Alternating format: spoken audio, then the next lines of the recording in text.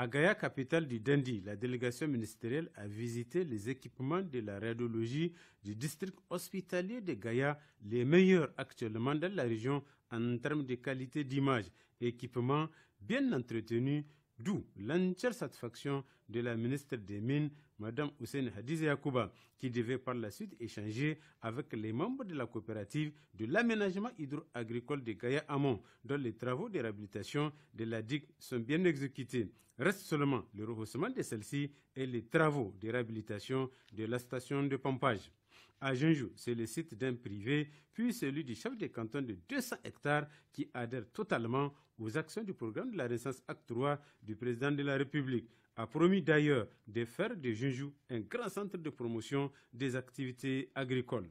À Tibri, la mission s'est intéressée aux travaux de confection de demi-lunes à Meherama, à vocation agricole, et la mini-AEP de Kokoki qui dessert le village et la case de santé, ainsi que les travaux de régénération naturelle assistée RNA, une activité phare de l'environnement dans la protection et la récupération des terres dégradées. Autre visite, l'unité de transformation des produits agricoles de Togondouti, qui est exploitée par des femmes, est devenue aujourd'hui une référence dans la zone, surtout dans le cadre de la fabrication de berois. Visite des champs de mil dans la bande nord où les producteurs ont accusé un retard dans les semis. À Folologa, les femmes organisées en groupement font de la culture du moringa sur une superficie de 2 hectares. Et les techniciens ont suggéré un appui en encadrement pour mieux booster la production. À Loga et Moko, la délégation a échangé avec les autorités locales sur les dispositifs mis en place concernant la distribution gratuite ciblée au profit des populations vulnérables. Concernant les réunions de synthèse de Gaïa à Genjou, Tibiri, Douti, Loga et Dosso, les directeurs départementaux ont fait des exposés très limpides sur le déroulement de la campagne agro-silvopastorale et hydraulique dans la bande sud, surtout Gaïa et Genjou. La situation de la campagne est en avance car l'on note déjà un début de maturité concernant le mil. Et dans les autres localités, départements de Douti, Loga et Dosso, le stade phénologique varie de la levée avancée à la montaison. La situation phytosanitaire jugée calme dans l'ensemble.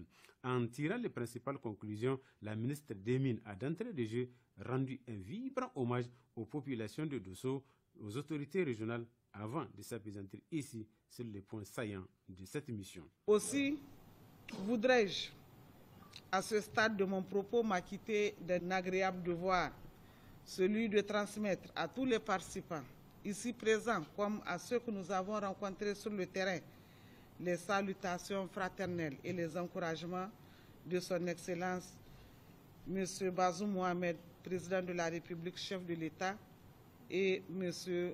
Oumoudou Mamadou, chef du gouvernement. Pour la région de Dosso, qui est aujourd'hui au centre de nos préoccupations, après le tour des différents départements, on peut noter que la campagne s'est effectivement installée dans tous les 1913 villages agricoles à la fin de la deuxième décade du mois de juillet 2022.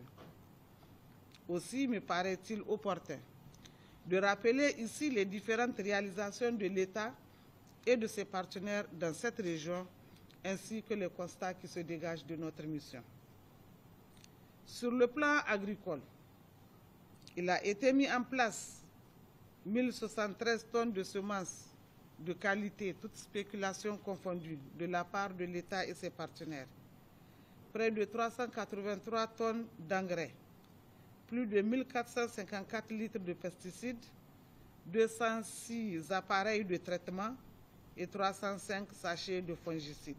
Le stade phénologique des céréales varie de la levée à la grenaison.